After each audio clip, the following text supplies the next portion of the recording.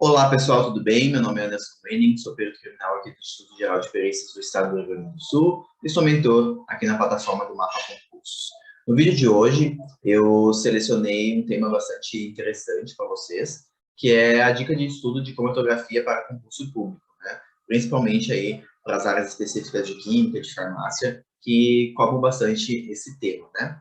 Bom, esse aqui é um detalhamento que a gente sempre traz no nosso material de apoio. Então, quando vocês entrarem num plano nosso, né, a gente tem um material de apoio para cada um dos tópicos que estão ali dentro da plataforma, né, que fazem parte do edital, e a gente traz um detalhamento de como aquilo é cobrado em prova, tá? Então, aqui eu vou trazer para vocês um pouco das informações, né, algumas dicas que vocês podem estar utilizando como, né, um roteiro aí para os estudos de vocês. Então, cromatografia é um tema bastante importante dentro da perícia criminal, né, visto que é uma das técnicas mais utilizadas nas análises químicas, né, que são utilizadas ali em laboratório, né, de toxicologia e de química. Então, né, obviamente, é muito importante, né, saber a maior parte desse conteúdo, né, ter bem solidificado isso na mente de vocês para estarem bem preparados para responder qualquer questão de uma prova de concurso. Então, o mais importante dentro da cromatografia, né, principalmente, é diferenciar os tipos de cromatografias, né? Quais os princípios de cada uma delas, né? Então, como funciona, né? E a instrumentação. Então, ter o conhecimento básico, né? De quais são os tipos de cromatografias que existem, como aquilo funciona e, principalmente, o instrumento né, utilizado, né? Como funciona, quais são as partes, né? Os módulos que tem nesse instrumento daquele tipo de cromatografia, tá? Uma coisa bastante importante, que é bastante cobrada, é diferenciar a fase normal da fase reversa, né? Então, numa fase normal, que tipo de solvente é utilizado, né? E como é a fase estacionária? Ela é mais polar ou menos polar? Ela é mais apolar ou menos apolar? Tá? Então, saber esses conceitos ali que são realmente muito importantes e é a base da cromatografia, tá? Saber quais as principais colunas utilizadas também é um diferencial de vocês, né? Saber qual é a coluna mais utilizada em cada tipo de cromatografia. Saber diferenciar, obviamente, também as colunas preparativas das colunas analíticas, né? Saber o que são pré-colunas, como elas funcionam, qual é o objetivo dela, né? Ter uma ideia de valor, de comprimento, de diâmetro, se ela tem que ser igual à coluna que a gente utiliza para fazer a separação ou não, se pode ser de uma fase estacionária diferente. Então, todas essas características de uma pré-coluna também vocês devem ter o conhecimento. A questão de fatos teóricos, né, também é bastante relevante para o estudo de vocês, tá? Saber o que isso significa, qual o impacto disso numa separação analítica, né? Obviamente, né, a importância de ter um maior número de fatos teóricos ali dentro da tua coluna, tá? Algumas questões, elas chegam a cobrar alguns tamanhos das colunas, tá? Então, aqui não precisa saber exatamente, é de 15 centímetros, nesse caso é de 30 centímetros, mas ter uma ideia, né, mais ou menos, de quanto a quanto varia cada coluna, seja de cromatografia gasosa, seja de cromatografia líquida, tá? Para ter uma noção, para conseguir comparar as colunas, né? Caso ele traga uma abordagem nesse aspecto na questão do concurso, né? Também saber um pouquinho do diâmetro, né, das partículas ali que são utilizadas. Então, ter uma leve ideia, né, de quais os principais tipos de colunas que são utilizados, tanto em cromatografia gasosa quanto em cromatografia líquida, tá? Bom, o primeiro tipo de cromatografia que a gente pode falar aqui é a cromatografia em camada delgada. Então, é bastante importante essa técnica, bastante recorrente em prova, né? E nessa técnica, né, é interessante saber calcular o fator de retenção, tá? O RF. Então, trabalhar exercícios, né, que englobam esse fator de retenção, né, e saber, né, ali as manchinhas na plaquinha, verificar, né, se uma substância mais polar, se uma menos polar.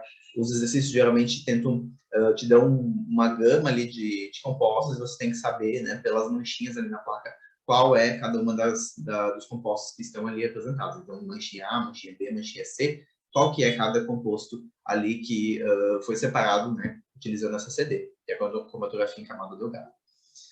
Saindo então da cromatografia em camada delgada, que é uma das técnicas, né, a próxima é a cromatografia gasosa, tá, também extremamente importante. Então aqui a gente tem que saber o quê? Que a fase móvel não interage com a amostra, tá? Então a fase móvel aqui, ele é um gás inerte, né, não tem uma interação química entre os compostos a serem separados com esse gás de arraste, né? E diferente, né, do que acontece lá na cromatografia líquida, que realmente a fase móvel ela interage com os analíticos, então ela tem um impacto na separação desses compostos. E é interessante saber que a fase móvel, né, na cromatografia líquida, ela tem um impacto na separação, né? Então, a escolha dessa fase móvel, né, vai ser baseada nas propriedades da amostra. Então, né, na propriedade dos analíticos que estão contidos ali dentro da amostra. Então, se eles são mais polares ou mais apolares, é isso que vai determinar que tipo de fase móvel você vai estar utilizando para fazer a separação desses compostos. Vantagens e desvantagens dos principais gases de arraste. Então, a gente sabe que a gente podem ser usados diferentes gases de arraste, né? Claro que existe o mais comum, né, mais utilizado, mas quais são as propriedades deles, quais são as vantagens e desvantagens de cada um dos tipos de gases, tá? Eu também tenho uma ideia sobre isso. A coluna mais utilizada em cromatografia gasosa é a 118, né, como coluna apolar, visto que a maioria dos compostos a serem separados são apolares, né? Então, a gente sabe que se a gente quer separar compostos apolares, a gente tem que utilizar, então, uma coluna apolar para ver essa interação entre os compostos a serem separados com a fase estacionária, né? Caso ela fosse polar, não haveria nenhuma interação e nenhum analítico seria separado. Então, todos seriam arrastados juntos e iam sair da coluna juntos. Então, não haveria separação desses compostos, né? Então, a coluna mais utilizada aqui no GC, né, na cromatografia gasosa, é a C18. Passando para a cromatografia líquida, né, que é outra técnica, né? Então, a gente sabe que são as três principais, a CCD, a gasosa e a líquida, tá? Então, aqui também, saber os tipos de coluna que são utilizados na cromatografia líquida, tamanho, né? Toda aquela parte de tamanho de coluna, tamanho de partícula, diâmetro, né? Ter uma noção sobre essas propriedades.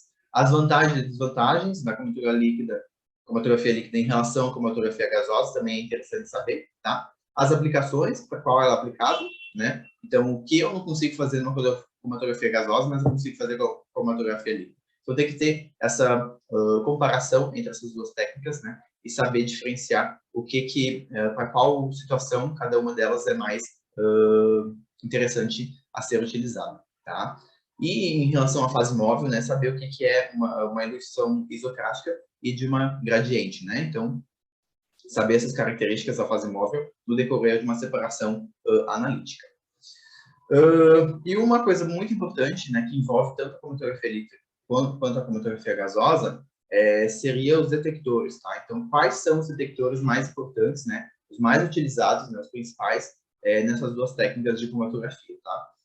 Quando eles podem ser usados, né, e as aplicações principais que eles têm.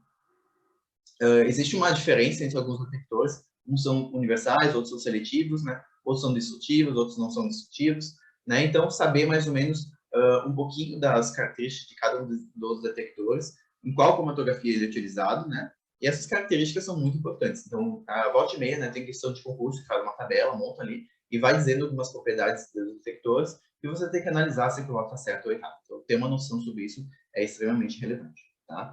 E o principal detector, né, é o espectrômetro de massas, né? Então, ter uma noção, né, da aplicabilidade desse detector acoplado a uma cromatografia gasosa, uma cromatografia líquida, né? Vantagens e desvantagens desse detector, tá? Aqui, você vai estudar, só ter uma base do conhecimento sobre espectrometria de massas, visto que o assunto né, específico de espectrometria de massas é visto em outro tópico. Né? Então, aqui você tem que ter uma ideia, mais ou menos, de como funciona, para estar utilizando ele no teu conhecimento sobre cromatografia. Tá? Visto que ele é um dos vetores mais utilizados na cromatografia, né? Especialmente dentro da perícia criminal. Beleza? Então, seria isso aqui o detalhamento, né, de como esse assunto é mais cobrado em prova. Você pode utilizar isso como um roteiro dos estudos, né, fazer um checklist ali, se você já viu isso aqui, já estudou cada um desse detalhamento. E o jeito mais interessante de estar estudando cromatografia é pegar um livro, né, didático ali, estudar, destrinchar aquele livro, que realmente é um assunto bem abordado em provas de perícia criminal, tá? Então, é super relevante ter muito conhecimento bem aprofundado nesse assunto, tá? Para estar realmente preparado para a prova de concurso e, com certeza, tirar uma nota muito boa nas questões, né, envolvendo a cromatografia, certo? Então, o vídeo de hoje é sobre isso, algumas dicas sobre cromatografia, e espero vocês, então, no próximo vídeo, certo? Muito obrigado, deixe seu like, seu comentário, e até o próximo vídeo. Tchau, tchau.